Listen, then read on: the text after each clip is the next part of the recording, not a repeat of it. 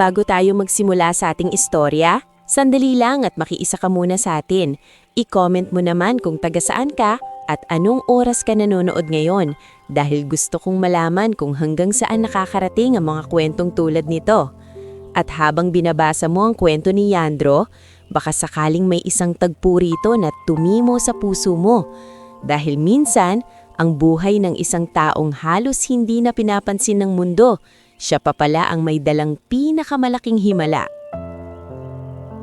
Sa gilid ng isang maruming estero sa lungsod ng Maynila, sa lugar na halos magkapatong-patong na ang mga barong-barong at amoy kalawang, usok at nabubulok na basura ang humahalo sa hangin, naroon ang munting tahanan ng mag-iinang Villegas. Isang tagping yero ang bubong, ang dingding ay pinagtagpi-tagping plywood, trapal at lumang tarpaulin ng kandidato noong nakaraang eleksyon. Kapag umuulan, hindi na tanong kung may tulo. Ang tanong ay kung saang bahagi ng bahay ang hindi papasukan ng tubig. Doon nakatira si Yandro Villegas, 12 taong gulang, payat, maitim sa sikat ng araw, ngunit matalim ang mga mata.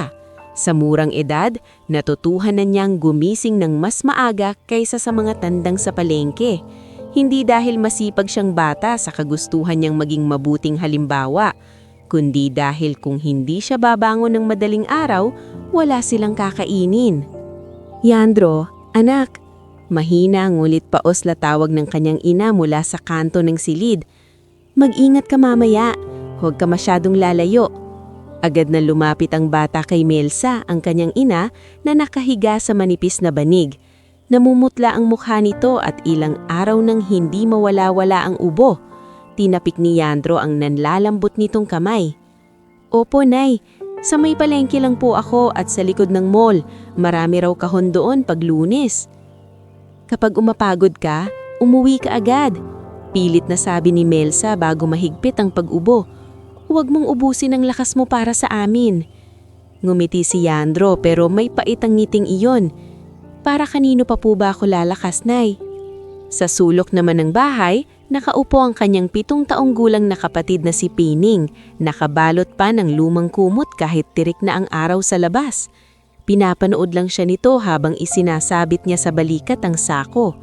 Kuya, mahina nitong sabi, pag may nakuha kang laruan sa basura, akin ha? Natawa si Yandro. Oo, pero pag pagkain, hati tayo. Wag na, sa'yo na lang, ikaw naman ang pagod. Umiling ang bata.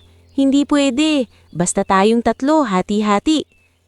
Lumabas si Yandro ng bahay na walang tsinelas sa isang paa at may kupas na tsinelas sa kabila. Sanay na siya roon. Sa kanilang lugar, hindi na uso ang magreklamo sa kakulangan. Ang mahalaga ay nakakagalaw ka pa. Paglabas niya sa iskinita, bumungad agad ang ingay ng umaga. Mga nagbabanggaan sa pila ng poso, mga batang umiiyak, radyo ng kapitbahay na sintonado ang tugtog, at mga tricycle na pilit sumisingit kahit masikip ang daan. Sinalubong siya ng kanyang matandang kapitbahay na si Aling Daria, isang balon na nagtitinda ng suman sa kanto. Oh, Yandro, dalhin mo ito. Iniabot nito ang isang maliit na piraso ng suman na binalot sa dahon. Aling Daria, nakakahiya po. Tumigil ka nga, ang payat-payat mo na. Kapag hinimatay ka sa init, wala ring pupulutan ng bote sa inyo. Ngumiti si Yandro at tinanggap ang pagkain. Salamat po. Kumusta na nanay mo? Ganun pa rin po, malakas po ang ubo. Napailing ang matanda. Dapat madala na sa doktor. Wala pa po kaming pangbayad. Hindi na makasagot si Aling Daria. Sa kanilang lugar, ang salitang doktor ay hindi lunas. Para sa mga mahihirap, minsan isa yung salita na mas masakit pa sa sakit mismo. Naglakad si Yandro papunta sa palengke. Tangan ang sako, kawit na bakal, at pag-asa na sana mas marami siyang mapulot kaysa kahapon. Sa isang basurahan sa likod ng bakery, nakakita siya ng mga plastik at bote. Sa may palengke naman ay may mga sirang karton at lata. Sanay na ang kanyang mga mata na tumingin kung saan hindi tumitingin ng iba. Habang ang mga tao ay iwas na iwas sa tampak ng kalat, Yandro naman ang marunong kumilatis kung alin ang may halaga at alin ang wala. Maya-maya, narinig niya ang masunuing boses ng mas nakakatandang scavenger na si Otep. "Oh, tabingi ang tsinelas! Aga mo yata ngayon!" Kasama nito sina Gaspar at Lembo, mga binatang halos magbibinata pa lang, ngunit matagal nang kinalawang ang ugali dahil sa kalsada. "Maaga rin naman kayo?" sagot ni Yandro habang patuloy sa pagpulot. Lumapit si Gaspar at sinipa ang isang latang pupulutin sana ni Yandro. "Akin yan! Nauna ko pong nakita!" pigil na sabi ng bata. "Ano ngayon?" singal ni Lembo. "Batas ba ng basura na sa'yo na kapag una mong nakita?" Tinibnan sila ni Yandro, ngunit hindi na kumibo. Alam niyang kapag sumugot pa siya, mauuwi sa suntukan. At sa kanilang kalagayan, ang bawat sugat ay dagdag problema. Tahimik niyang kinuha ang iba pang bote at lumipat ng pwesto. "Duwag!" bulong ni Otep. Saka nagtawanan silang tatlo. Pero kahit ganoon, hindi nagalit ng todo si Yandro. Sanay na siyang apihin, sanay na siyang maliitin. Sa araw-araw na pagharap niya sa gutom, init at yabang ng ibang tao, natutuhan niyang may mga laban na hindi dapat patulan kung gusto mong makarating sa gabi nang may maiuwi pa. Bandang tanghali, dumiretso siya sa junk shop ni Tio Beron Laksamana. Isang lalaking malaki ang tiyan, ngunit hindi kasing tigas ng mukha niya ang puso nito. Sa pasukan pa lang, amoy na agad ang pinaghalong kalawang, lumang papel at alikabok. May timbangan sa gilid at tampak ng diaryo, bakal at bote sa bawat kanto. "Anong dala mo ngayon?" tanong ni Tio Beron. "Mga bote po, lata, tsaka karton." Lumapit si Celia, ang kahera ng junk shop na laging nakakunot ang noo na parang may kaaway sa mundo. Siya ang tipo ng taong kahit umaga pa lang, parang galit na agad sa sino mang huminga sa harap niya. "Dito mo ilagay," sabi ni Celia. Habang tinatanggal ni Yandro ang mga laman ng sako, pasimple niyang napansin na may isang bote siyang inilagay sa timbangan pero hindi isinama ni Celia sa bilang. "Ate Celia," mahinang sabi niya, "may isa pa pong bote doon." Tumaas ang kilay ng babae. "Aba, tinuturuan mo ba ako?" "Hindi po, baka lang po hindi niyo napansin." "Ang dami mo ng reklamo, bata. Kung ayaw mo rito, sa iba ka magbenta." Natahimik si Yandro. Ngunit si Tio Beron na nasa likod at nagsusulat sa lumang kwaderno ay napatingin. "Celia?" malamig na sabi ng matanda. "Isama mo na, kita ko rin." Saglit na natigilan ng babae, saka padabog na idinagdag ang bote. "Di wow! Isang bote ikayayamanin mo na." Hindi kumibo si Yandro. Tinanggap niya ang barya at ilang lukot na perang papel. Pagkabigay sa kanya ng kabayaran, mabilis niyang kinuwenta iyon sa isip. Kulang pa rin sa gamot, kulang pa rin sa upa, kulang pa rin kahit sa simpleng masarap na ulam, pero sapat na muna para sa bigas at kaunting sardinas. Habang palabas siya, tinawag siya ni Tio Beron. "Yandro," lumingon ang bata, "magkano kulang niyo sa upa kay Carding?" Nagulat siya. "Paano niyo po nalaman?" "Buong iskinita alam. Malakas boses nun kahapon hanggang dito narinig ko." Napayuko si Yandro. 3 araw daw po ang palugit. "Ay, gagong yun," bulong ni Tio Beron. "Ito, may inilabas ang matanda na 2 pirasong pandesal mula sa isang supot. Hindi ito utang, wag kang mahiya, para sa kapatid mo." Nanlaki ang mata ni Yandro. "Salamat po, Tio Beron." "Makinig ka," dagdag nito. "Matagal na akong nakikita rito. Hindi kagaya ng iba, huwag mong hayaang lamunin ka ng galit sa buhay." Tumanggo si Yandro ngunit hindi niya alam kung paano sasagutin iyon. Dahil sa totoo lang, minsan gusto na rin niyang magalit, minsan gusto na rin niyang sumigaw. Bakit ba may mga batang ipinanganak na may sariling kwarto, malinis na damit at baon sa eskwela, habang siya kailangan munang mangamoy basura bago mabuhay ang pamilya? Pag-uwi niya sa iskinita, nadatan niyang nasa labas ng kanilang barong-barong si Carding Bungo, ang may-ari ng lupa, kasama ang 2 nitong tauhan. Nakatupi ang mga braso nito at nakasimangot parang may-ari ng buong mundo. "Oh, ayan na pala ang batang lalaking tagapagligtas kuno ng pamilya," mapanlait nitong sabi. "Naku po, Mang Carding," mahinang sabi ni Melsa sa pintuan, halatang nagpumilit bumangon. 3 araw, Melsa. 3 araw lang." Madiing sabi ng lalaki. Kapag wala pa kayong bayad, bubunutin ko ang bubong niyo mismo. Please po, konting palugit pa. Ayaw ko ng pakiusap. Negosyo ito, hindi charity. Napakuyom ang kamao ni Yandro. Mang Karding, magbabayad po kami. Lumingon ang lalaki sa kanya. Talaga? Saan galing? Sa bote mong butas? Natahimik ang paligid. Ramdam ni Yandro ang pag-init ng kanyang tenga at leeg. Gusto niyang sumagot. Gusto niyang ipagtanggol ang ina niya. Pero nanatili siyang tuwid. Maghahanap po ako ng paraan. Humalakhak si Karding. Maghanap ka. Dahil sa susunod na balik ko, wala na akong pakialam kung umuubo pa nanay mo o umiiyak kapatid mo. Pagkaalis ng tatlo, napaupo si Melsa at napahagulgol ng tahimik. Lumapit si Pining at yumakap sa kanya. Si Yandro naman ay nanatiling nakatayo sa gitna ng maliit nilang bahay, hawak ang pandesal at perang halos hindi sapat sa isang araw. Sa unang pagkakataon ng araw na iyon, bigla niyang naramdaman ang bigat ng lahat. Ang sakit ng ubo ng kanyang ina, ang gutom ng kapatid niya, ang pang-aapi sa junk shop, ang panganakot ni Karding, at ang katotohanan sa mundong ito kapag mahirap ka, parang lahat may karapatang yurakan ka. Lumapit si Melsa sa kanya at hinawakan ang pisngi niya. Anak, huwag kang masyadong magpasan. Bata ka pa. Napatingin si Yandro sa ina. Kung hindi po ako, sino? Naluha si Melsa. Hindi ka namin obligasyon. Mahinang ngumiti ang bata, ngulit may lungkot ang mga mata niya. Hindi ko po kayo obligasyon, Nay. Kayo po ang pamilya ko. Gabi na nang mahiga sila.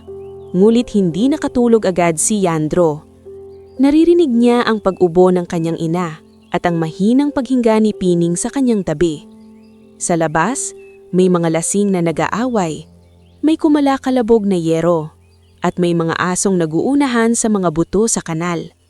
Ngunit sa gitna ng lahat ng ingay na iyon, may isang desisyon na unti-unting tumitigas sa puso ng bata.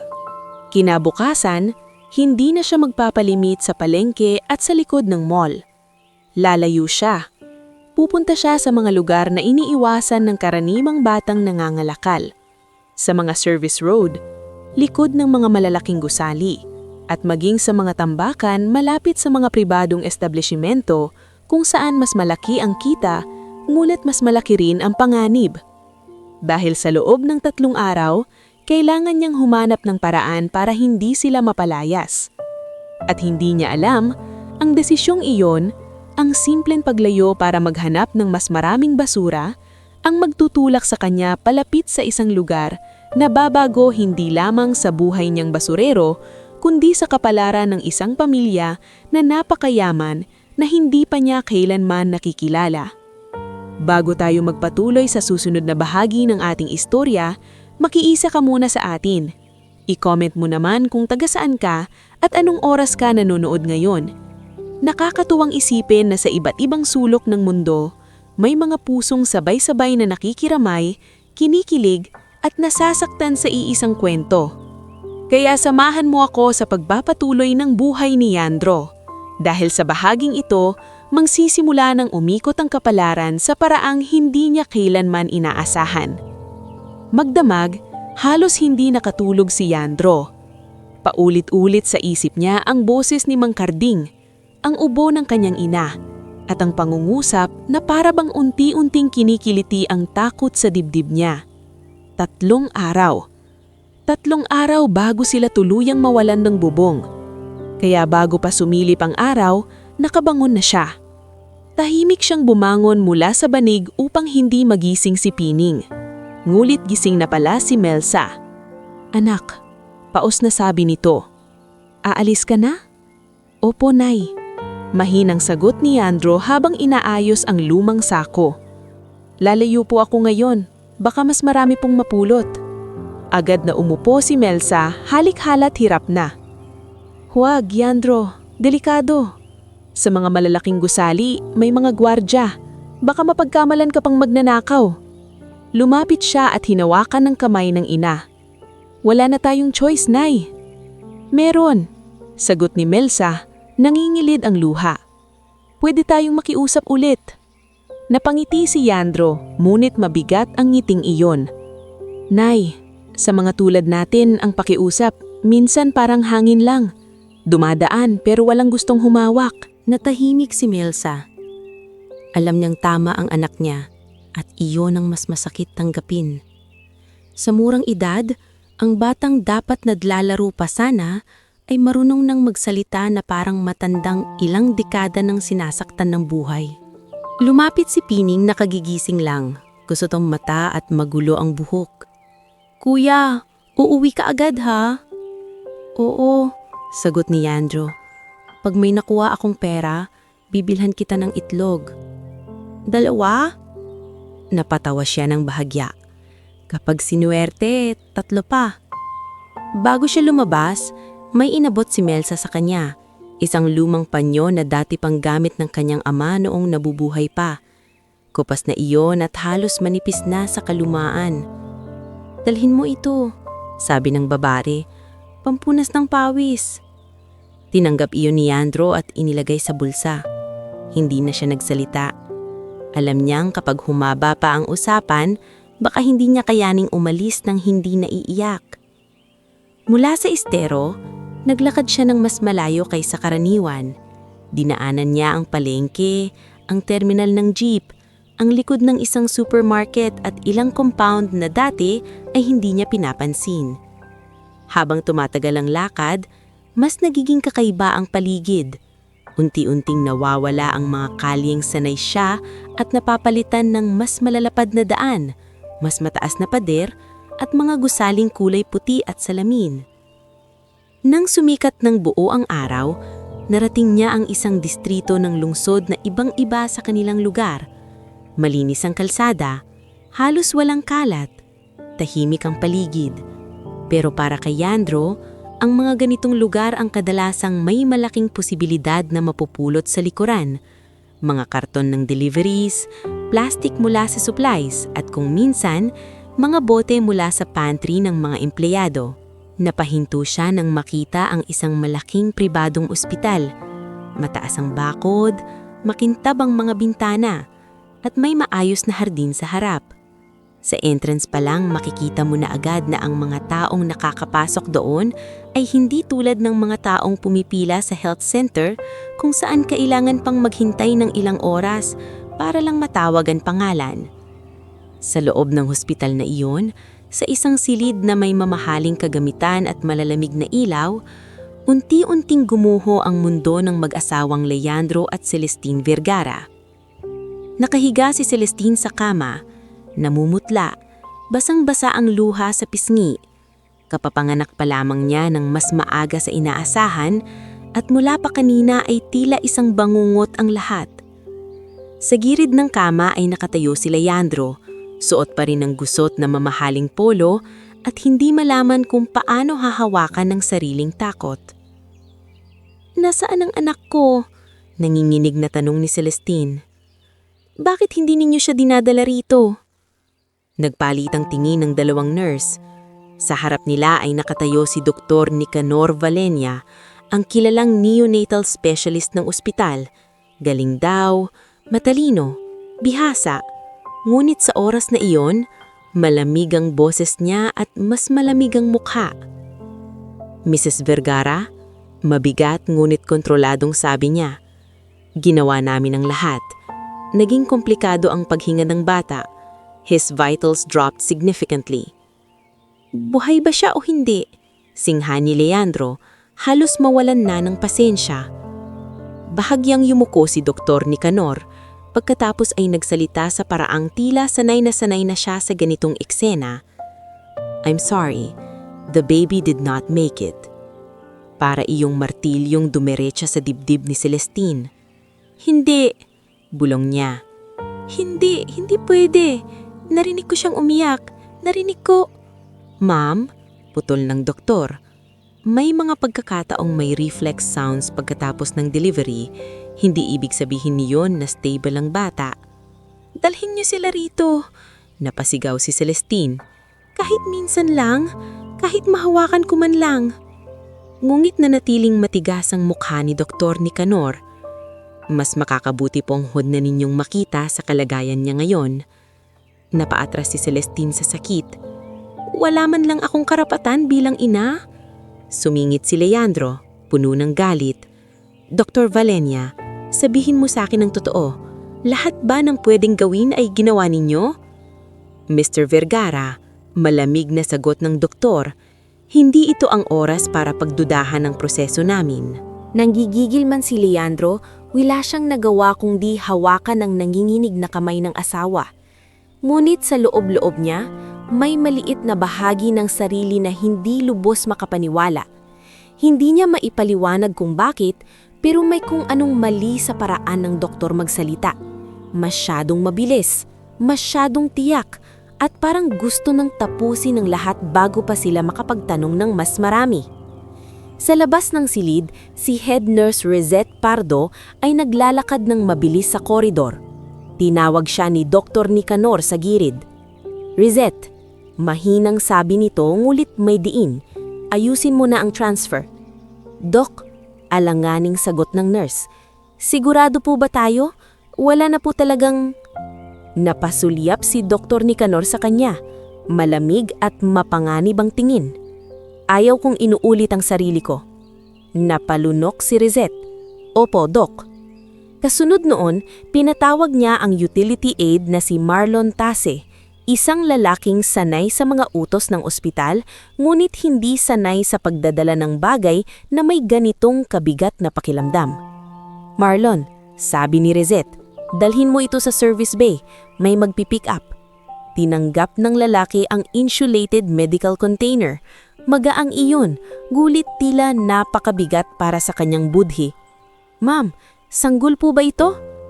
Gawin mo na lang ang trabaho mo. Mabilis na sabi ni Rizette, pero napansin din niya ang sariling panginginig. Samantala, sa kabilang panig ng ospital, walang kaalam-alam si Leandro sa trahedyang nangyayari sa loob. Nasa likurang kalsada siya ng gusali, masusing sinusuri ang mga tambak na kahon at plastik sa may loading area. Ilang beses na siyang napalingon dahil may 2 gwardyang paikot-ikot, pero mas abala ang mga iyon sa delivery van na dumarating. Konti pa, bulong niya sa sarili habang isinisiksik sa sako ang ilang bote at lata. Konti pa. Habang lumalakad siya sa may service alley, naamoy niya ang pinaghalong disinfectant, basang karton at usok ng sasakyan. Hindi iyon karaniwang lugar para sa batang tulad niya, pero dahil desperado na siya, tiniis niya ang kaba. Biglang dumaan si Marlon, bit-bit ang insulated container at ibinaba iyon sa may tabi ng service bay habang may kinakausap sa telepono. Halata sa kilos nitong balisa siya. Oo ma'am, Rizette, saglit lang po, may hinihintay lang daw po ako rito. Sabo niya sa telepono. Sa kabilang linya ay may sumagot, ngunit hindi na iyon narinig ni Leandro. Maya-maya, tinawag si Marlon ng isang delivery staff mula sa likod. Pre, ikaw ba yung hahanapan ng pirma dito? Sandali, sigaw pabalik ni Marlon, saka dali-dali niyang iniwan muna ang lalagyan sa gilid. Ilang metro ang layo, nakayuko si Leandro sa isang tumpok ng karton nang may narinig siyang kakaiba. Mahina. Napakahina. Parang impit na tunog. Napakumat noo siya. Una, inisip niyang baka pusa lang iyon. Maraming ligaw na pusa sa mga service area ng gusali.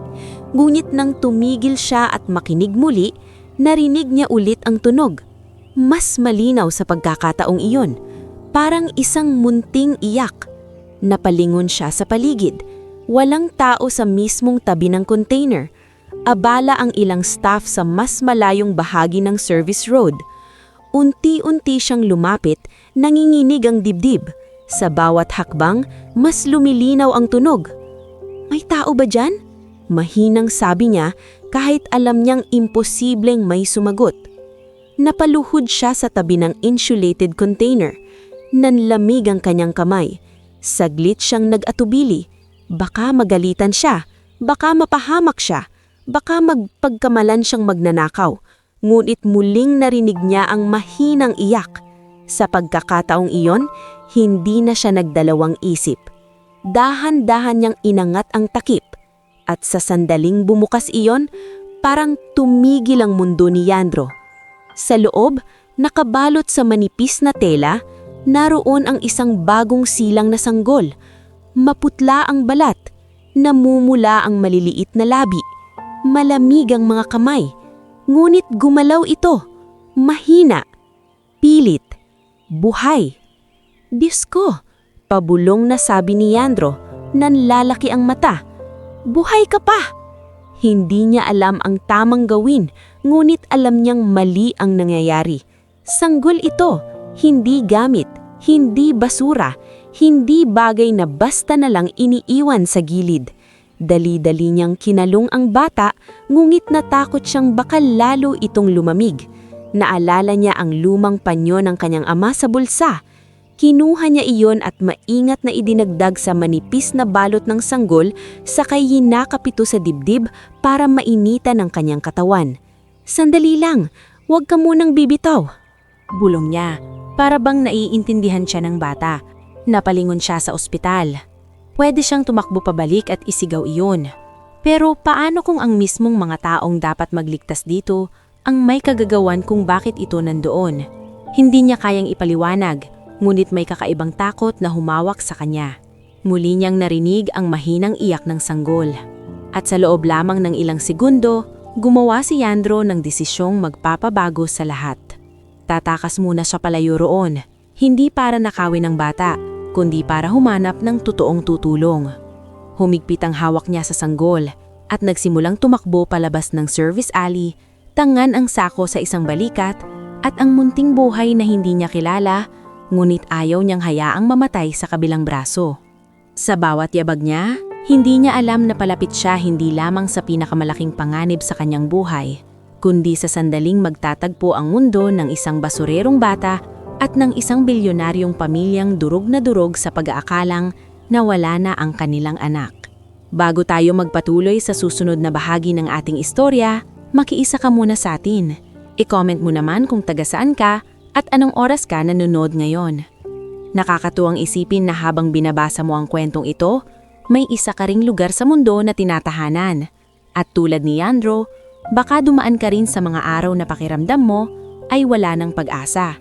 Kaya samahan mo akong muli dahil sa bahaging ito, mas lalo pang iikot ang mundo sa isang pangyayaring walang sino man ang makapaniwala. Humahango si Yandro habang mahigpit mayakap-yakap ang sanggol sa kanyang dibdib. Halos hindi niya maramdaman ang bigat ng sako sa balikat dahil mas mabigat ang kaba na nakadagan sa puso niya. Sa bawat hakbang niya palayo sa service alley ng ospital, pakiramdam niya ay may hahabol sa kanya. May sisigaw, may pipigil. Ilang beses siyang napalingon, baka makita siya ng gwardiya, baka akusahan siyang nagnanakaw, baka bawiin sa kanya ang sanggol at ibalik sa mga taong handa na itong ituring na patay. Pero sa tuwing mararamdaman niya ang bahagyang paggalaw ng bata sa kanyang bisig, mas bumibilis ang kanyang mga paa. Konti na lang, bulong niya. Hindi niya alam kung sa sarili ba niya iyon sinasabi o sa sanggol. Malamig pa rin ang katawan ng bata. Hindi malakas ang iyak nito. Para iyong pira-pirasong paghingang, pilit kumakapit sa buhay. Naglaro sa isip ni Yandro ang tanong kung saan siya pupunta. Hindi pwedeng sa barangay hall dahil baka matagalan. Hindi pwedeng basta sa kalsada lamang humingi ng tulong dahil baka maunahan ng gulo. Hindi rin siya makabalik agad sa bahay. Malayo iyon at baka hindi kayanin ng sanggol. Biglang sumagi sa isip niya ang maliit na karinderya sa kanto ng kalsadang dinaanan niya kanina. Ang karinderyang may nakapilang mga tricycle driver at construction worker. Naalala niya ang matandang tindera roon, si Aling Susing, na minsang napagbilhan niya ng lumang bote kapalit ng lugaw at nagsabing dati raw siyang hilot sa probinsya bago napadpad sa lungsod. Oo nga, bulong ni Yandro, si Aling Susing. Mabilis siyang tumakbo patungo sa kanto. Ang paligid ay tila unti-unting umiingay. Mga sasakyan, busina, mga nagmamadaling tao. Ngunit sa pandinig ni Yandro, para bang iisang tunog na lang ang umiiral. Ang mahinang, putol-putol na paghinga ng sanggol. Pagdating niya sa karinderya, halos mapasubsob sa lakas ng pagkakatakbo. Aling Susing! Aling Susing! Halos pasigaw niyang tawag. Napalingon ang mga kumakain. Nasa likod ng kaldero ang matandang babae, nakatapis, pawisan at may hawak pang sandok. Oh, Yandro! Bakit ka ganyan? Anong nangyari sa'yo? Lumapit agad siya sa mesa at ibinaba ang bahagya ang batang karga, ngunit hindi binitiwan. May nakita po ako. Sanggol po. Sa likod ng ospital. Akala po nila patay na siya pero buhay pa po yata. Nanlaki ang mata ni Aling Susing. Ano? Lumapit ito agad at pinahawi kay Yandro ang tela. Sa isang tingin pa lang, nag-iba na ang mukha ng matanda. Naalis ang pagiging simpleng tinderang palangiti at napalitan ng seryosong anyo ng isang taong alam ang dapat gawin sa oras ng kagipitan. Diyos ko, bulong nito. Malamig pa rin, pero may hininga. Sandali. Aling Susing, ano pong gagawin? Hindi pwedeng mataranta. Ikaw, huminga ka muna. Mabilis nitong ipinahiram ang sariling tuwalya. Doon tayo sa loob. Pumasok sila sa likod ng karinderya, sa maliit na espasyong may kahoy na bangko at estante ng mga rekado. Inutusan ni Aling Susing ang pamangkin niyang si Maita na bantayan muna ang tindahan. Maita, ikaw muna sa harap. Huwag kang magpapapasok sa loob. Opo, tiya. Sagot ng dalaga, halatang naguguluhan ngunit sumunod agad. Maingat na ihiniga ni Aling Susing ang sanggol sa ibabaw ng malinis na katsa. Pinakiramdaman niya ang dibdib nito, hinawakan ng talampakan at dahan-dahang minasahe ang maliliit na kamay. Buhay pa siya, mariin nitong sabi. Mahina lang, nilalamig.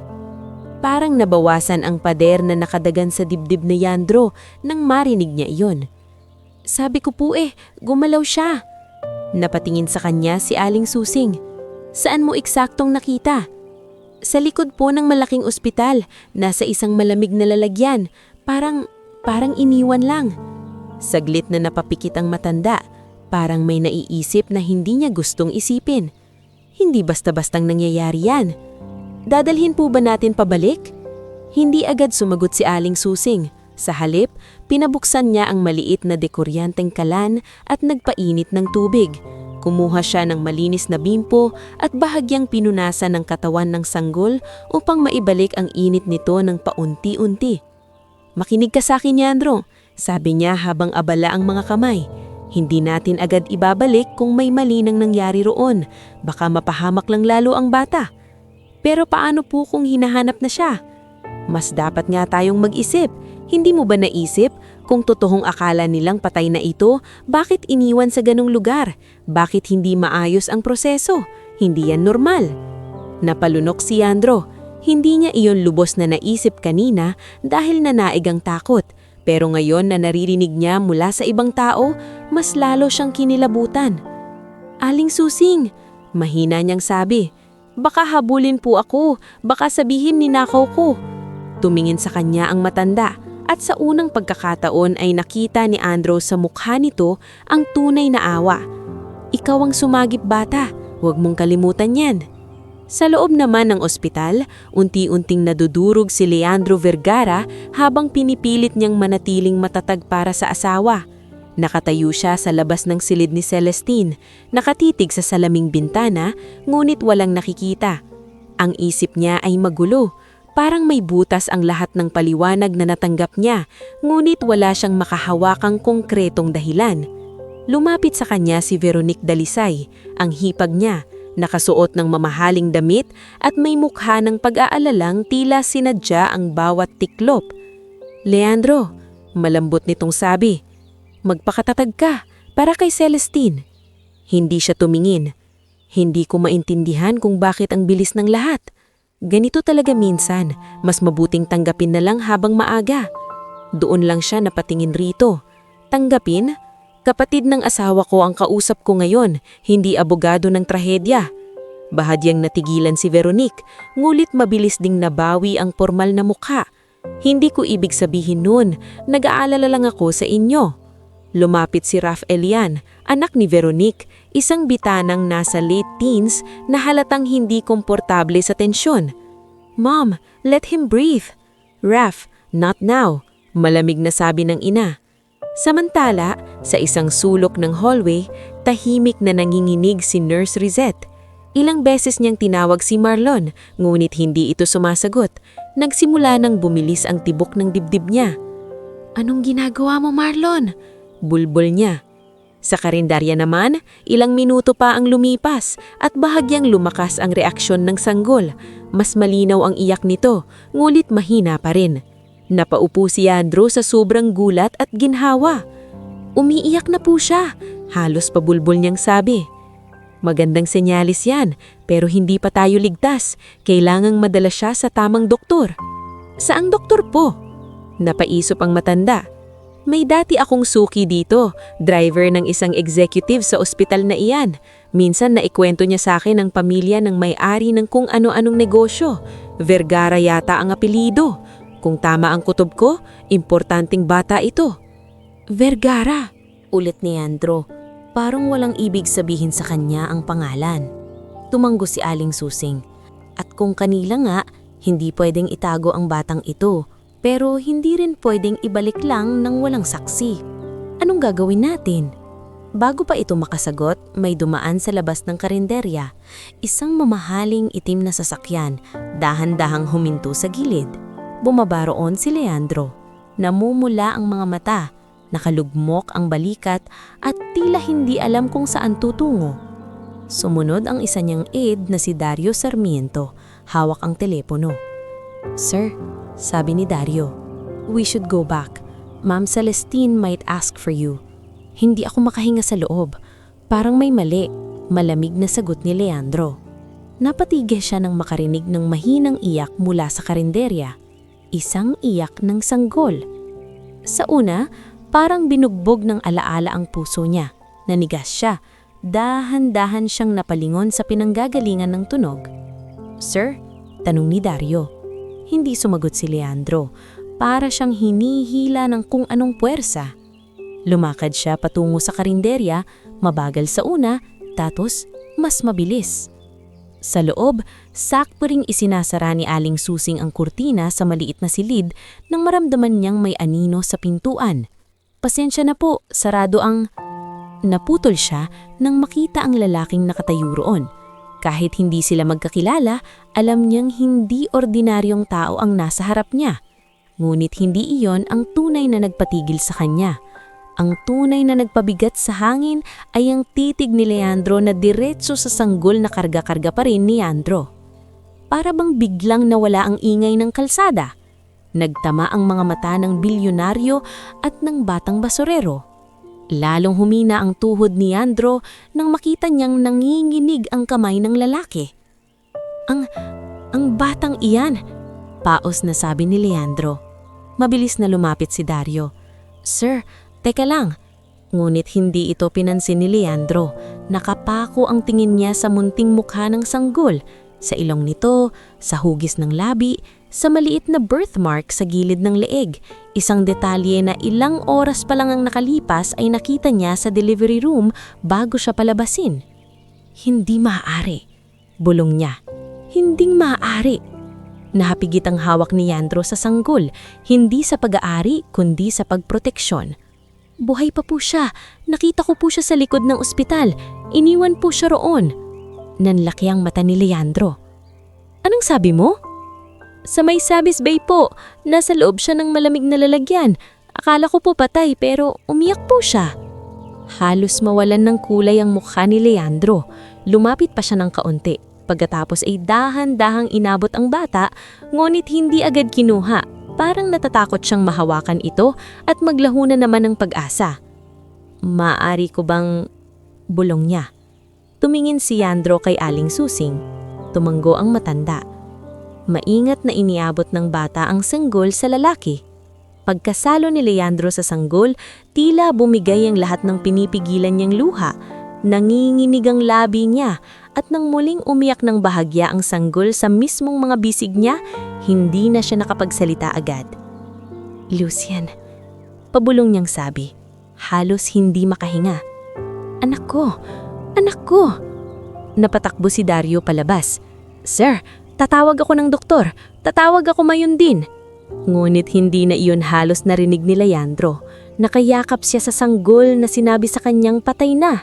at sa harap niya ay isang batang basurero, pawisan, marumi, gutom at pagod. Ang batang gumawa ng hindi nagawa ng mga tao na nasa mamahaling ospital.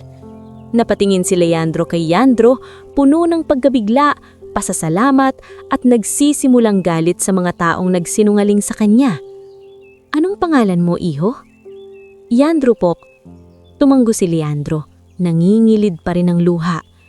Yandro, hindi mo pa alam ang ginawa mo. Hindi mo pa alam. At sa sandaling iyon, sa masikip na likod ng isang simpleng karinderya, nagtagpo ang dalawang mundong hindi kailanman dapat nagtagpo. Ang mundong lumaki sa putik at gutom at ang mundong nakatira sa salamin at yaman. Dahil sa isang sanggol na pinaniwalaang patay, ngulit sa tulong ng isang batang namumulot ng basura, muling piniling huminga. Bago tayo magpatuloy sa susunod na bahagi ng ating istorya, makiisa ka muna sa atin. I-comment mo naman kung taga saan ka at anong oras ka nanonood ngayon. Nakakatuwang isipin na sa bawat oras at lugar na binabasa mo ito, may mga pusong sabay-sabay ding nananalig na kahit gaano kadilimang nangyari, may pagkakataon pa ring bumawi ang buhay. Kaya samahan mo akong muli dahil sa bahaging ito, hindi lang isang sanggol ang muling hihinga, kundi pati ang pag-asa ng isang batang matagal nang sanay sa kawalan. Hindi agad nawala ang pagkabigla sa mukha ni Leandro Vergara habang yakap-yakap niya ang sanggol na ilang oras lang ang nakalipas ay pinaniwalaang sa kanyang wala na. Naninginig pa ang mga kamay niya, hindi sa takot lang, kundi sa halo-halong galit, ginhawa at pagkawasak ng tiwalang hindi niya inakalang mababasag sa mismong ospital na ilang taon din niyang sinuportahan bilang investor at kliyente. Dario! Malakas niyang tawag sa aide niyang kanina pa hawak ang telepono. Tumawag ka ng ambulansya? Hindi, huwag sa ospital na yon. Humanap ka ng ibang neonatal specialist, yung walang kinalaman sa kanila. Ngayon din. Opo sir, may kakilala po si Attorney Sabino sa St. Therese Medical Tower. Tatawag na po ako. Sagot ni Dario Sarmiento, taranta, ngulit mabilis kumilos. Sa sulok naman ng maliit na espasyo sa likod ng karinderya, nakatayo si Andro. Pawisan, aligaga at halatang hindi pa rin makapaniwala na ang lalaking nasa harapan niya ay tunay na ama ng sanggol niya muntik na niyang makita na mawalan ng hininga sa malamig na lalagyan. Si Aling Susing ay tahimik na nagmamasid, ngulit sa loob-loob niya ay alam niyang hindi na ordinaryong araw ito. Ang batang dati niyang pinapakain ng libreng lugaw ay biglang nasa gitna ng isang malaking sikreto. At anumang susunod mula rito ay tiyak na magpapabago ng takbo ng buhay nito. Yandro? Mahinang sabi ni Leandro, hindi inaalis ang tingin sa sanggol. Sabihin mo sa akin ang buong totoo, lahat ng nakita mo, mula umpisa. Napatingin si Yandro kay Aling Susing sa kamarahang tumanggo. Nasa likod po ako ng ospital, nangangalakal po ako ng bote at karton, tapos may narinig po akong mahina, parang iyak po. Akala ko po pusa, pero nang buksan ko po yung lalagyan, siya po yun. May nakakita ba sa'yo? Hindi ko po alam. May lalaking nag-iwan ng lalagyan, tapos may tumawag sa kanya. Pagbalik ko po, wala na siya. Pinikit ni Leandro ang mga mata niya ng mariin. Ang bawat salita ni Leandro ay parang kutsilyong umiikot sa dibdib niya. Hindi simpleng pagkakamali ang nangyari. Hindi ito basta misdiagnosis. May pagkababaya. Maaaring may pagtatakip, at ang mas masakit, ang asawa niyang si Celestine ay kasalukuyang umiiyak sa isang silid. Iniisip na namatayan siya, samantalang buhay ang anak nila at nasa bisig niya ngayon. Sir, sabat ni Dario matapos ang ilang sandali. Nakapanta na po ang mobile neonatal team ng St. Therese Medical Tower. Nakausap ko rin po si Dr. Amara Sison, siya raw mismo ang titingin sa bata. Nang marinig ni Leandro ang pangalan ng doktor, bahagyang tumanggo siya. Kilala niya si Dr. Amara sa reputasyon nito bilang masusing espesyalista at hindi madaling maimpluwensyahan ng pera o pangalan. Good, sagot niya. At Dario, huwag mong ipaalam agad sa ospital. Walang kahit sinong tatawagan doon. Opo sir. Saglit na bumaling si Leandro kay Yandro. Kasama ka namin. Nang laki ang mga mata ng bata. Ako po? Oo. Ikaw ang nakakita. Ikaw ang nagligtas ng anak ko. Hindi kita iiwan dito na parang wala kang kinalaman. Natigilan si Yandro. Hindi siya nasanay na ang isang mayamang tao ay nagsasalita sa kanya nung may paggalang. Hindi lang yun kanasayan, mas lalong hindi siya nasanay na may nagsasabing mahalaga ang ginawa niya. Pero, nay ko po, kapatid ko po. Nagkatinginan sina Leandro at Aling Susing, ang matanda ang unang nagsalita. Puntahan muna natin sila, hindi pwedeng basta mawala ang bata sa bahay nila. Mamamatay sa kaba ang nanay niyan.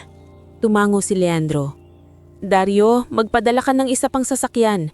Sasama tayo sa kanila sandali, tapos diretso tayo sa St. Therese. Makalipas ang 20 minuto, 2 sasakyan ang huminto sa makitid na eskinita malapit sa estero. Para bang natigilan ang buong lugar. Hindi sanay ang mga taga roon na makakita ng mamahaling itim na SUV sa lugar na kadalasan ay tricycle, pushcart at kariton lamang ang dumadaan. Lumabas ang mga kapitbahay at agad nagbulungan. Kanino yan? May hinuhuli ba? Baka may politiko. Nasa tapat ng barong-barong ni Leandro sina Melsa at Pining, parehong gulat nang makitang bumaba ang bata mula sa sasakyan, kasama ang isang matangkad at halatang mayamang lalaki na may kargang sanggol. Leandro! Sigaw ni Melsa, pilit lumabas sa pinto kahit hinihingal. San ka nang galing? Bakit? Hindi niya natapos ang sasabihin nang makita ang eksena. Nanlaki ang mamamata niya sa sanggol, sa mga sasakyan at sa lalaking tila hindi bagay sa eskinita nilang nabubuhay sa hirap. Nay, sabi ni Leandro, lumapit agad sa kanya. May nangyari po, pero hindi po ako ang may kasalanan. Ano tong? Nanginginig na tanong ni Melsa. Lumapit si Leandro at marahang yumuko bilang paggalang. Ako po si Leandro Vergara, ang batang ito, ang anak ko. Ang totoo, si Leandro po ang nagligtas sa kanya. Natahimik ang paligid, halos walang humihinga. Ha? Si Aling Daria na nakikiusyoso sa tabi ay napahawak sa dibdib. Anong ibig sabihin yan? Mabilis ngunit maayos na ipinaliwanag ni Aling Susing ang nangyari. Habang nagsasalita siya, kitang-kita ang paglipad ng emosyon sa mukha ni Melsa. Takot, gulat, pagkaawa sa sanggol, at pag-aalalang baka madamay ang anak niya sa isang gulong hindi kayang labanan. Sir, mahinang sabi ni Melsa kay Leandro, wala pong masamang intensyon ng anak ko, baka mapahamak siya. Hindi ko po siya parurusahan, agad na sagot ni Leandro. Sa totoo lang, utang namin sa kanya ang buhay ng anak ko. Tumingin si Pining sa sanggol at marahang lumapit. Kuya, siya ba yung baby na niligtas mo? Tumango si Leandro. Ang liit niya. Napangiti ng bahagya si Leandro kahit namumugto pa ang mata. Oo, pero matapang siya. Parang kuya mo. Bumaling si Melsa kay Leandro at hinawakan ng magkabilang pisngi nito. Anak, hindi ka ba nasaktan? Umiling siya. Hindi po, natakot lang. Napaluha si Melsa at nayakap ang anak. Diyos ko, bata ka pa. Ngulit bago pa humaba ang takpong iyon, dumating ang tawag ni Dario. Nakaredy na raw ang team ni Dr. Amara. Kailangan ng umalis. Mrs. Villegas, mahinang sabi ni Leandro. Nais ko pong isama muna si Leandro para makapagbigay siya ng salaysay at para makasama siya sa ospital. Sisiguraduhin kong ligtas siya. Pagkatapos nito, ihahatid ko po siya pabalik. Nag-atubiling Melsa, ngulit nakita niya sa mga mata ng lalaki ang uri ng desperasyong hindi kayang pikiin ng kahit sinong mayaman. Tumingin si Leandro. Gusto mo bang sumama? Opo, Nay, para sa baby. Napapikit si Melsa at tumanggo. Sige, pero iingatan mo ang sarili mo. Habang papalayo ang mga sasakyan mula sa eskinita, nagumpisa ng kumalat ang bulong-bulungan. Ang iba ay humanga, ang iba ay nagduda, ang iba ay nainggit. Sa isang sulok, naroon si Karding Bungo, ang may-ari ng lupa. Nakapamaywang at makakunot noo habang pinapanood ang pag-alis ng convoy. Anong kalokohan yan? Bulong niya. Sa St. Therese Medical Tower, mabilis na inasikaso ni Dr. Amara ang sanggol. Malinaw at kalmado ang kilos niya, kabaliktaran ng pagmamadali at kalamigan ni Dr. Nicanor. Stable but critical, sabi niya makalipas ang pagsusuri. May hypothermia siya at kailangan ng close monitoring, pero malinaw na buhay ang bata at malinaw ding hindi pa siya dapat idineklarang wala na.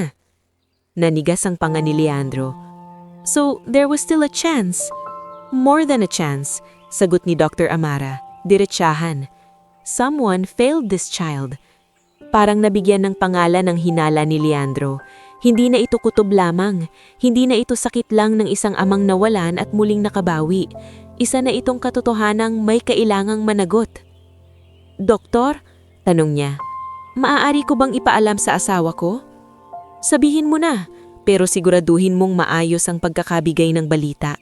Ang katawan at emosyon ng isang bagong panganak na ina ay marupok.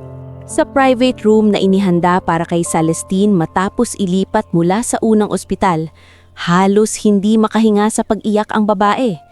Kanina pa siyang walang tigil sa pagtatanong kung nasaan ang bangkay ng anak niya at bakit ayaw ipakita sa kanya. Nang bumukas ang pinto at pumasok si Leandro, agad niyang nakita ang kakaibang anyo sa mukha nito. "Leandro," paos niyang sabi. "Bakit ganyan ang tingin mo sa akin? Anong nangyari?" Lumapit ang lalaki. Nanginginig ang mga labi. "Celestine, may sasabihin ako sa iyo, pero kailangan mong huminga ng dahan-dahan." Napailing ang babae, takot na takot. "Huwag mong sabihing may mas masama pa." Umupo si Leandro sa tabi niya at hinawakan ng kamay nito. "Hindi patay ang anak natin." Parang tumigil ang oras. "Ano?" bulong ni Celestine, halos 8 boses. "Buhay siya," ulit ni Leandro, tuluyan ng napaiyak. "Buhay si Lucien, may batang nakakita sa kanya, niligtas siya." Ang mga mata ni Celestine ay punong-puno ng pagkabigla. Hindi mo ako pwedeng paasahin ng ganyan." "Sinasabi ko ang totoo," tumanggo si Leandro sa pinto. At pumasok si Dr. Amara, kasunod ang neonatal nurse na may dalang incubator transport. Sa loob niyon ay ang sanggol. Mahina pa rin, ngunit humihinga. Buhay! Tunay! Nandoon! Napahagulgol si Celestine nang makita ang anak. Napahawak siya sa dibdib at hindi makapagsalita. Luha lang ng luha. Paulit-ulit niyang binubulong ang pangalan ng sanggol. "Lucien! Lucien!" Sa labas ng silid, nakatayo si Leandro. Hindi siya pinapasok agad dahil maselan ang sitwasyon, ngunit mula sa bahagyang awang ng pinto ay narinig niya ang pag-iyak ng ina ng sanggol. Hindi niya man lubos na maintindihan ang bigat ng eksena, ramdam niyang may isang pamilya na muling nabuo dahil hindi siya lumayo nang marinig niya ang mahinang iyak sa service bay. Maya-maya, lumabas si Leandro at lumapit sa kanya. Nangingilid pahin ang mga mata nito, ngunit sa unang pagkakataon ay may bahid na iyon ng pasasalamat at malinaw na layunin. "Leandro," sabi niya, "hinding-hindi ko malilimutan ng ginawa mo." Napayuko ang bata. "Buti na lang po narinig ko siya." "Higit paraon ang ginawa mo," sagot ni Leandro. "Maraming tao ang makakarinig pero hindi lalapit. Maraming tao ang makakakita pero magbubulag-bulagan. Ikaw, kumilos ka." Nailang si Leandro. Hindi siya sanay sa papuri. Ang alam niya lang ay may sanggol na nangangailangan ng tulong at ginawa niya ang kaya niya. Ngunit wala pang isang oras ang lumipas, nagsimula ng sumabog ang balita. May isang staff sa dating ospital na hindi napigilong magbulong sa kakilala. Ang kakilala ay nagsabi sa isa pa, hanggang sa makarating iyon sa isang lokal na reporter na si Jem Cortado na matagal nang naghahanap ng istoryang magbubunyag sa kapabayaan sa mga pribadong ospital. Pagsapit ng gabi, may mga nagtatanong na kung totoo bang may bagong silang na sanggol na maling idineklarang patay. Sa kabilang panig naman sa marangyang kondo ni Veronique Dalisay, galit na galit itong tumawag sa isang hindi pinangalanang numero. "Paano nangyari to?" Madiin nitong tanong. "Akala ko tapos na ang problema." Sa kabilang linya ay mahinang boses ng isang lalaking halatang balisa. "Hindi ko rin alam, ma'am. May batang nakapulot daw." "Batang nakapulot?" Ulit ni Veronique, halos maputol ang hininga. "Ayusin mo ito bago pa lumaki." Ibinalibag niya ang telepono. Sa tabi, napatayo si Raf Elian sa sofa, gulat sa narinig. "Ma'am, anong ibig mong sabihin?" Matalim ang naging tingin ni Veronique sa anak. "Wala kang narinig." Pero huli na. Sa unang pagkakataon, may bitak na ring nagsimulang lumitaw sa maingat niyang itinagong pagkatao. Habang sa ospital ay nagsisimula ng mabuhay ang pag-asa para kay Baby Lucien, sa isa namang maliit na waiting area ay tahimik na nakaupo si Leandro. Hawak pa rin ang lumang sako at suot ang damit na may amoy ng kalye. Hindi pa niya alam ang laki ng gulong pinasok niya. Hindi pa niya alam na sa pagsikat ng araw kinabukasan, malalaman ng publiko ang pangalan niya. Hindi pa niya alam na ang batang kanina lang ay iniisip kung saan kukuha ng pambayad sa upa, ay unti-unti nang hinihila ng tadhana papunta sa isang buhay na ni minsan ay hindi niya pinangarap. Dahil pakiramlan niya, hindi iyon para sa mga taong tulad niya. At sa simula pa lang ng gabing iyon, nagsimula na ring sumikat ang pinakamahirap na katotohanan na ang pagliligtas sa isang sanggol ay simula pa lamang ng mas malaking laban na haharapin ni Yandro. Bago tayo magpatuloy sa susunod na bahagi ng ating istorya, makiisa ka muna sa atin. I-comment mo naman kung taga saan ka at anong oras ka nanonood ngayon. Nakakatuwang isipin na sa iba't ibang sulok ng mundo, may mga mataring nakatutok sa kwentong ito. At marahil, may ilan sa inyo na alam ang pakiramdam ng biglang mabago ang buhay sa isang iglap.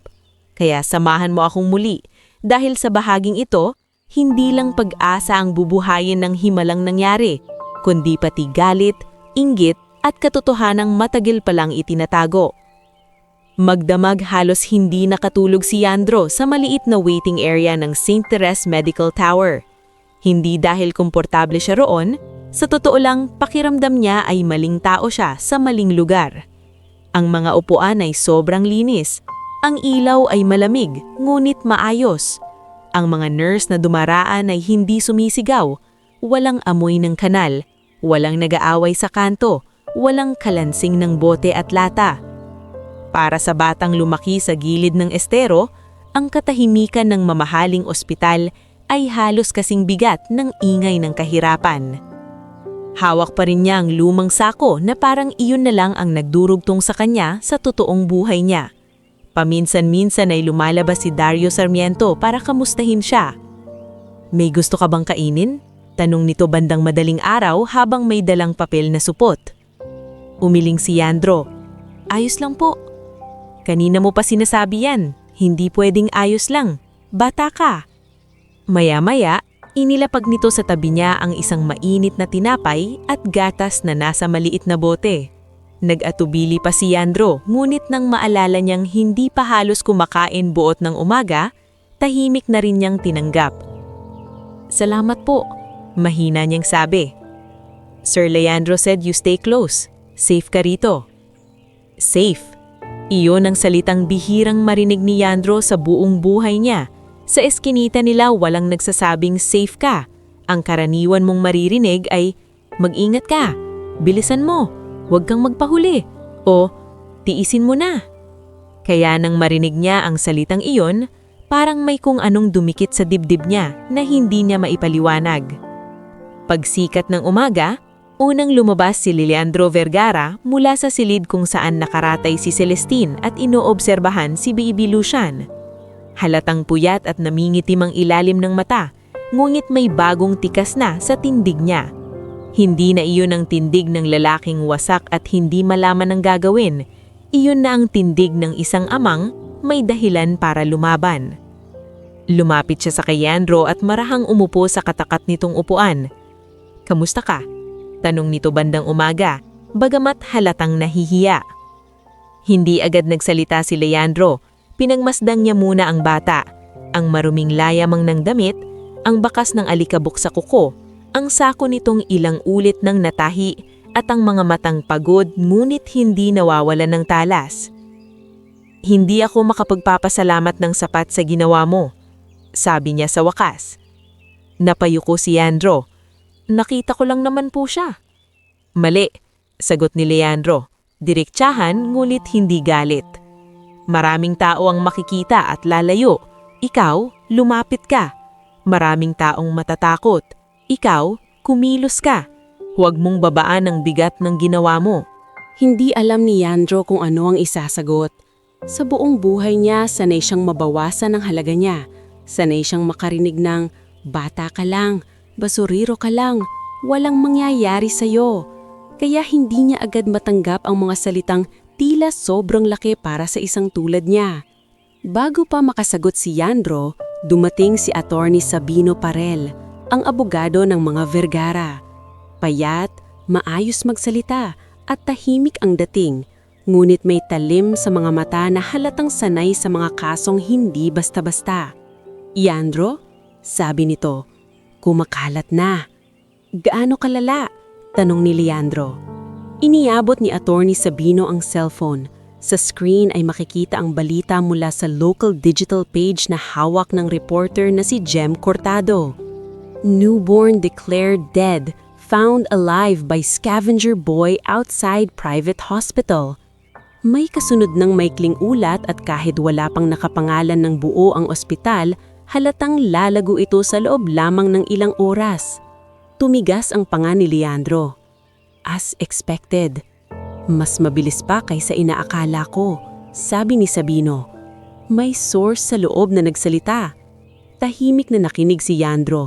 Kahit hindi niya lubos na iintindihan ang kabuuan ng implikasyon, ramdam niyang lumalaki na ang gulong ito ng lampas sa kaya niyang takbuhan. "Anong susunod?" tanong ni Leandro. "Una, kukunin natin ang buong medical records ni Lucian. Pangalawa, kailan na nating masecure ang CCTV sa service bay at corridor. Pangatlo, dapat mauna tayo bago pa nila manipulahin ang dokumento." Napasunghap si Leandro. "At ang staff?" "Lahat ng may kinalaman iisa-isahin," sagot ng abogado. Si Dr. Nicanor Valenia, si Head Nurse Rizette Pardo, at ang utility aide na si Marlon Tase. "Pero may isa pa akong gusto mong marinig." "Tungkol saan?" Bahagyang nag-atubili si Sabino, saka ibinaba ang boses. "May unang piraso ng impormasyon mula sa contact ko. May money trail daw na pwedeng konektado sa isang outsider. Hindi pa kumpirmado, pero may pangalang lumutang." Tumingin si Leandro sa kanya, nanikip ang dibdib. "Sino?" "Veronique Dalisay." Parang yelong dumaloy sa gulugod ni Leandro. Hindi siya agad nagsalita. Saglit siyang napatingin sa blankong dingding ng waiting area na parang doon niya gustong suntukin ang lahat ng tanong sa isip niya. "Hindi pa sapat yan," madiin niyan sabi. "Alam ko, pero hindi rin ito simpleng chismis." Sa loob ng silid ni Celestine, dahan-dahang muling nabubuo ang isang ina na pinagkaitan ng anak ng ilang oras. Kahit mahina pa, pilit siyang bumangon upang masilayan si Lucian sa incubator. Kapag nakikita niya itong humihinga, muling dumadaloy ang luha sa mga mata niya. Nang makapasok si Yandro sa silid pagkaraan ng ilang sandali, lalo siyang nahiya. Hindi niya alam kung paano haharap sa isang inang kagagaling lang sa pinakamasakit na takot ng buhay nito. Ngunit si Celestine mismo ang unang nagsalita. "Ikaw ba si Yandro?" Mahinang tanong niya. Tumanggo ang bata. "Opo." Iniabot ni Celestine ang nanginginig niyang kamay. "Halika rito." Nag-atubili siya ngulit lumapit din. Nang mahawakan ng babae ang kanyang kamay, napansin niyang malamig pa rin iyon at mahina ngulit punong-puno ng pasasalamat. "Hindi kita kilala. Habang buhay kitang ipagdarasal, ibinalik mo ang anak ko." "Hindi ko po sadya na..." Natigilan si Yandro. Hindi niya mahanap ang tamang salita. Napangiti si Celestine sa gitna ng luha. Minsan, hindi kailangang sadya para makagawa ng himala. Tumikhim si Leandro sa likod niya, pilit pinigilan ang sariling emosyon. "Celestine, kailangan din nating isipin ang seguridad nila." "Kanila?" ulit ni Yandro, hindi agad nakaintindi. "Mo at ng pamilya mo," sagot ni Leandro. "Hindi na simpleng bagay ito. Kapag sumabog ng tuluyan ng balita, pwedeng maraming taong gustong kausapin sa'yo. May media, may mga taong gustong itanggi ang nangyari, may mga pwedeng magdulot ng gulo." Biglang pumasok sa isip ni Yandro ang kanyang ina at si Pining. "Pwede po ba akong umuwi muna?" tanong niya halatang nag-aalala. "Baka natatakot na sila." "Mauuna tayo roon. Pero hindi ka na pwedeng basta bumalik lang sa dati niyong bahay nang walang paghahanda." Bandang tanghali, bago pa man sila makaalis ng ospital, isang grupo ng reporters ang nagsimula ng mag-abang sa labas. Hindi pa lumalabas ang pangalan ni Yandro sa balita pero may ilang taong nakakita sa pagdating niya kagabi. Si Jem Cortado, ang reporter na unang naglabas ng ulat, ay tahimik lamang sa gilid, hindi nang gugulo, ngulit halatang gustong makumpirma ang lahat. Sir Leandro, totoo bang may sanggol na maling idineklarang patay? Sir, may kapabayaan po ba sa ospital? Sir, may rescuer boy ba talagang involved? Mabilis silang inilabas sa ibang daan ng security. Habang nasa sasakyan, hindi maiwasang dumikit ni Yandro sa upuan sa kaba. Hindi pa niya nararanasang pag-usapan ng mga estranghero ang buhay niya na parang balita sa telebisyon.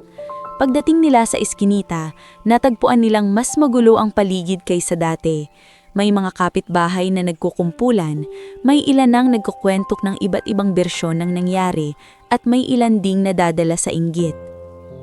Ayan na si Yandro. Yan ba yung batang nakakita sa sanggol? Baka may bayad na agad yan. Sa gilid, naroon sina Otep, Gaspar at Lembo. Hindi na sila tulad ng dati na lantad ang pang-aasar. Ngayon, ang tingin nila kay Yandro ay halo ng pagtataka at hindi maipaliwanag na pagkamangha. "Oh, sikat ka na pala," sabi ni Otep. Pilit na pakunwari pa ring mapang-aasar pero kapansin-pansing mahina ang boses. Hindi pinansin ni Yandro, diretso siyang pumasok sa bahay nila. Sa loob, yakap agad siya ni Melsa, halos maiyak sa ginhawa nang makitang maayos siyang nakabalik. Katabi nito si Pining, nakadungaw pa sa pinto at sabik makinig sa lahat ng detalye. "Anak, anong nangyayari sa labas?" tanong ni Melsa. "Bakit may mga nagtatanong tungkol sa'yo?" Maingat na ipinaliwanag ni Yandro ang sitwasyon. Nasa likod niya si Attorney Sabino at si Dario na tahimik ngunit alerto.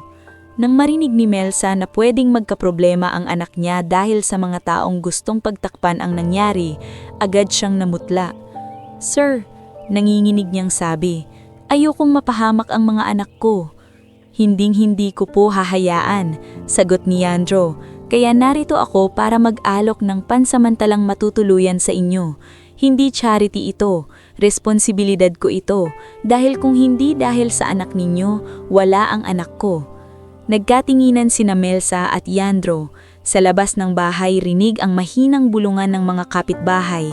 Sa loob, taning ang pag-ubo ni Melsa at ang maingat na paghinga ni Pining ang pumupuno sa katahimikan. "Pansamantalang matutuluyan?" ulit ni Melsa. "Opo," sabi ni Yandro, "isang maayos na apartment, tahimik, ligtas, at magpapadala rin ako ng doktor para matingnan kayo." Napakurap si Melsa, hindi agad makapaniwala.